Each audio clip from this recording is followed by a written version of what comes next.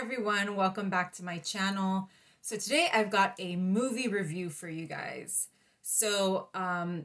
If you got, I'm pretty sure everybody has heard of it. Anybody that is chronically ill or in any kind of chronic illness community, the Selma Blair documentary, it's called Introducing Selma Blair. So I'm pretty sure I talked about this in a previous video, because it was kind of a long time coming. Like I felt like I had heard of it like over a year ago. And finally it came out. I think it came out a few weeks ago or like a month ago or something. And so I bit the bullet and I watched it. So for those of you that are new to my channel or don't know about my specific symptoms, I have a very weird, severe, very specific kind of light sensitivity. So it can be very, very painful for me to watch movies. I cannot watch films like on a big flat screen TV. I can no longer go to a movie theater. So you might be wondering how I watched this film. So I do have two small phones. Not the phone that I did watch the documentary on the phone that I'm filming on right now.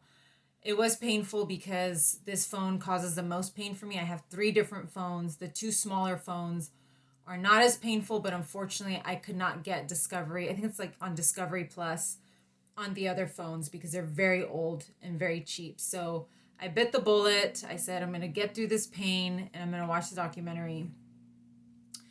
And so I did. I think it's under 2 hours, I believe, because I think if it would have gone all the way to 2 hours, it might have been more of a problem for me. But it's about, I think it's like a little bit over an hour and a half, if I remember correctly.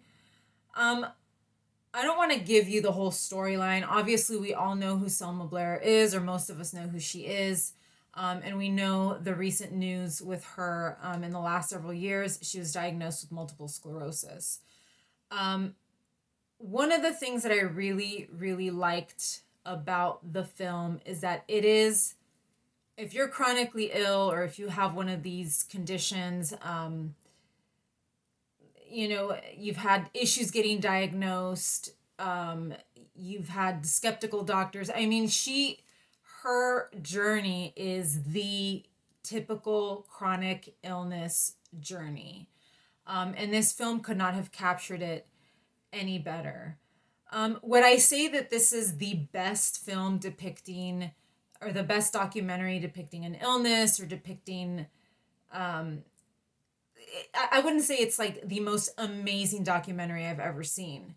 But as far as its depiction of chronic illness and the realness of it, I would say it was spot on. Obviously, it's not a depiction, it's a real life experience, but it's spot on, and I think a lot of times with some films, I can't really, I have one other film. I did see Val recently, and Val is also, it does talk about his illness.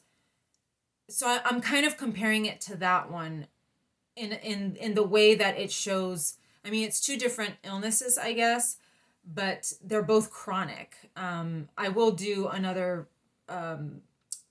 review about Val in a different video. But between the two, Selma Blair's documentary it is the typical chronic illness journey, looking for answers, looking for some kind of treatment. You're not really looking for a cure at a certain point, but you're looking for some kind of treatment to prolong your life or to sort of slow down the illness. And that's exactly what she does. So one of the things that I do want to point out, and I have done a few videos recently on regenerative medicine, stem cells, and that kind of thing. This is very different than, going to, say, Mexico and getting stem cell therapy. This is something called, I believe it's called HSCT, where basically they hit you with chemotherapy and essentially destroy your immune system to the point where you don't have an immune system anymore. And then they give you essentially your own stem cells. They infuse you with your own stem cells, and it's supposed to sort of like reboot your immune system. So that's one thing that I kind of want to be clear about, because I think a lot of people are going to look at it and think that that's stem cell therapy, or if you've had stem cell therapy done, in Mexico or in, other countries where they do stem cell therapy, it is very different. This type of stem cell therapy is actually done here in the United States in certain cases for certain autoimmune illnesses. And it's done up in Chicago, I believe. And I think that's where she went.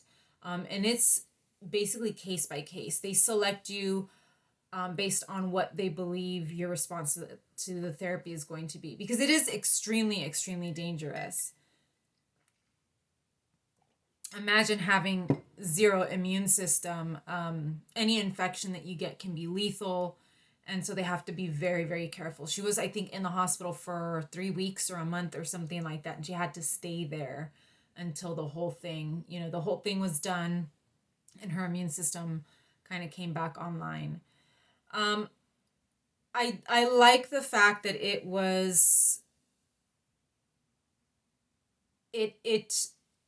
followed her journey in preparing for this treatment. And it ended right after she finishes treatment. So the documentary ends not very long after she's done with this treatment. And I don't want to give away the ending, but there really is, in a way, no ending to give away.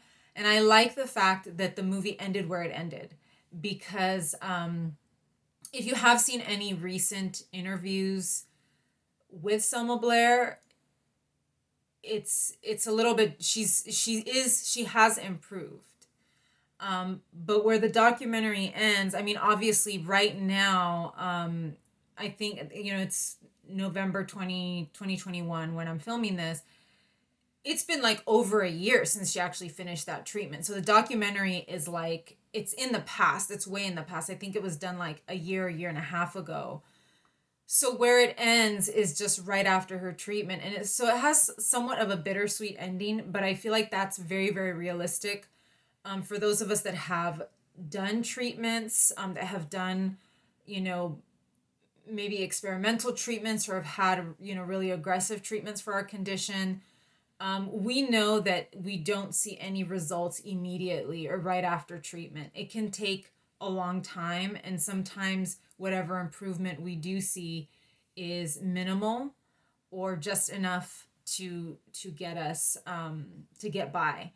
And I think that was my favorite part of the documentary, even though it does leave you with this weird feeling kind of at the end, but it's a very familiar feeling of, well, what did I just see? Because the build up to the treatment, her going through the treatment, there's a lot of crying. There's a lot of intense emotions, and there's just a lot going on with her. And to come out at the end of the film, with it ending where it ended, does make you feel some kind of way, you know what I mean? But I don't think I wouldn't have wanted the documentary to be any other way but that, because it really does capture the nature of chronic illness very, very well. I have really no complaints. Like I said, there's a lot of crying. I did feel, and I hate to say this because I want to say that there was a lot of drama, like high drama with her. She's very emotional. It's like a roller coaster. 1 minute she's crying and having a total breakdown. The next minute she's laughing. Sometimes she's laughing and crying. But I believe that she was also diagnosed with, I forget what it's called. I think it's called like pseudobulbar effect or something. It's a disorder of the brain where like you like cry inappropriately and laugh inappropriately, and it's just kind of like this up and down. So I'm wondering if that is part of why there's so much of that kind of up and down emotion in the film, or if that's just how she is. But I kind of wish that they would have talked about that a little bit more and sort of clarified whether that is a symptom that she had. I mean, I know that she was diagnosed with that, or a doctor had told her about that, but I kind of wish they would have talked about that more, that that's sort of the reason why she kind of has these highs and lows so quickly. Like it just kind of cycles in and out so much. But it's like that for a lot of us, to be honest. I feel like we have these moments where we're just in the lowest of the lows, and then we just get out of it and we kind of have to continue on with regular life. And it seems weird. I think it would seem weird to someone on the outside looking in. But that's just kind of the nature of being chronically ill and, suffering so intensely, but still having to carry on with life regardless. Um, so I just, that was, I think, one of my, I guess, complaints, if you could call it that. It's just that I wish that they would have explained that a little bit more, or if she should have, because she does describe herself as being very dramatic, but she also does talk about, because she was in the news several years ago before she was diagnosed with MS, because she had an incident on a plane, and they do talk about that. I was really excited that they talked about that in the documentary, because I don't think she had, I mean, I believe that they had covered it in the news, but I really wanted to hear from her what had happened in that incident. And I think that was shortly before she was diagnosed with multiple sclerosis, and also shortly before her divorce. And she talks about it, and she beats herself up so much over it. And it's just like, again, I wish that they would have clarified whether that incident could have been a byproduct of her symptoms from multiple sclerosis. Because I feel like a lot of these things that she's experiencing are byproducts of her illness. So, I kind of wish there would have been more clarification on that. That way people familiarize themselves with what could possibly be symptoms of multiple sclerosis or a neurological condition. In case you're wondering, maybe I have that, or I've been suffering with some kind of situation for so many years, but my symptoms are so odd. And I did feel that her symptoms were a bit, they're very unusual from what I am familiar with when it comes to multiple sclerosis. I wasn't familiar with the stimulation, the overstimulation, and that triggering symptoms. Now, I do have a diagnosis of an autoimmune illness known as stiff person syndrome.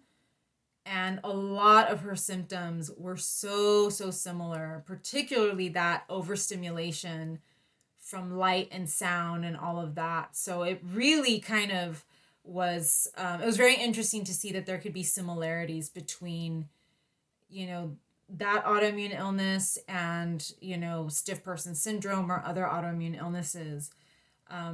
So she does talk about that being one of her symptoms, is the overstimulation from, environmental factors. Overall, it was a good documentary. I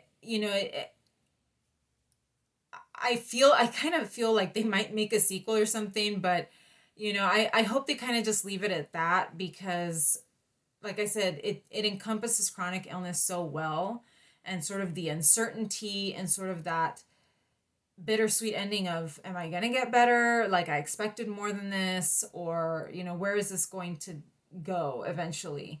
So I really hope they just leave it alone. You can find interviews with her now, and more recent, more current interviews. And she does talk about getting better.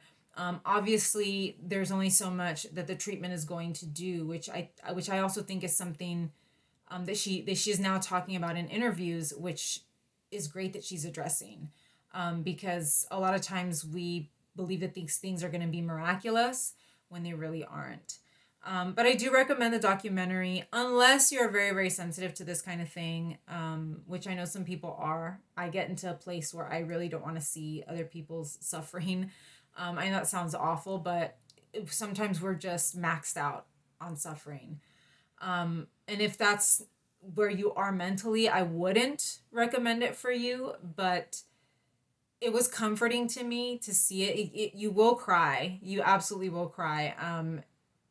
Because it's just so relatable. That's I think the best way that I can describe it for a chronically ill person. It is very, very, very relatable. But yeah, that's what I've got for you guys today. I will do a review of the Val documentary as well because I think it would be a good comparison between the two. And I do think that that documentary would also fall into the realm of chronic illness. And I'll let you know why in that review. So thank you so much for joining me today, and I will see you again soon. Take care.